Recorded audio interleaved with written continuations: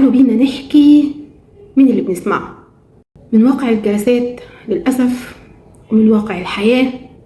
أصبحت البيوت العمرانة مهددة، وأصبحنا بنشوف مشاكل كتير جدا لاكتشاف إن الزوجة بتتكلم مع شخص تاني، زميل بقى في العمل أو صديق من السوشيال ميديا، أو الزوج بيعمل نفس الشيء، وبيبقى الكلام بمنتهى البساطة ده مجرد دردشة. للأسف هي ما بتبقاش مجرد دردشة. البيوت العمرانة خط أحمر. عايزة أقول لحضراتكم النهاردة البيت المقفول على زوج وزوجة وأولاد خط أحمر، مليون خط أحمر. يعني إيه؟ يعني الاتنين اللي ربنا رزقهم الزواج ورزقهم إقامة أسرة وعاشوا سنين مع بعض، يوم 2 سنة 10 20، خط أحمر. خط أحمر لمين؟ خط أحمر للست الطيبة الجميلة زميلة الزوج في الشغل أو اللي عرفته عن طريق السوشيال ميديا. خط أحمر هذا الرجل المعجزة التي لن ولم تتكرر، هو رجل لزوجة والأولاد. رؤية حضرتك ليه كمعجزة لم تتكرر ما يديش الحق لحضرتك انك تجيبي له الفطار وانك تقولي له ليه حضرتك هي ما فطرتكش وليه هي مش منتبهه لك وازاي هي مش مهتميه بيك. ارجوكي اذا سمحتي، سواء حضرتك متزوجه، للاسف اقول كلمه زي دي لانها من كام سنه ما كانتش في قاموسنا اصلا، او حضرتك مش متزوجه وفي رحله البحث الدؤوب عن زوج، البيت اللي مقفول على زوج وزوجة خط أحمر.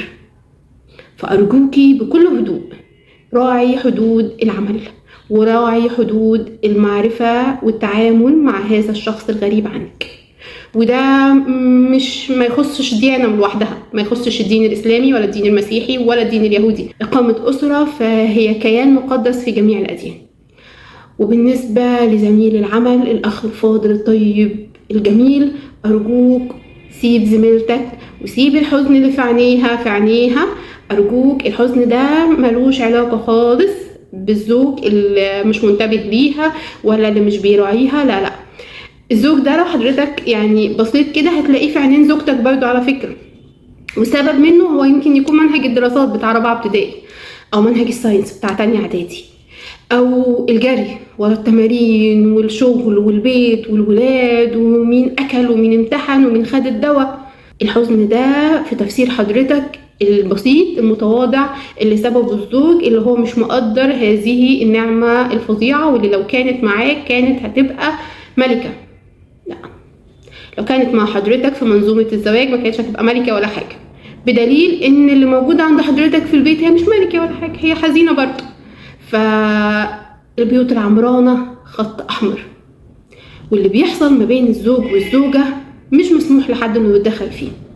وفي حال ان هم قرروا ان الحياة ما بينهم ما بقتش زي ما هم عايزين او زي ما هم حابين او زي ما هم كانوا بيتمنوا ان هم يعيشوها، يبقى ده قرارهم، مش قرار بسبب ان في طرف ثالث او طرف رابع كمان تدخل في الامر وابتدى يقول للتاني انت كتير على اللي معاك. اللي بيحصل بعد كده الخيانة ما فيهاش، ما بتفرقش ما بين رجل وامرأة. الخيانة بتسيب جرح وكسر في العلاقات بياخد سنين وسنين لحد ما يتداوى، ده إن الدواء. وعلشان كده البيوت العمرانة مليون خط أحمر، مقفولة على حياتها، على فرحها، على حزنها، على مشاكلها.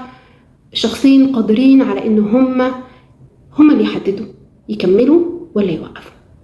دمتم بحب. لايف كوتش دكتورة أمية عبد الرازق.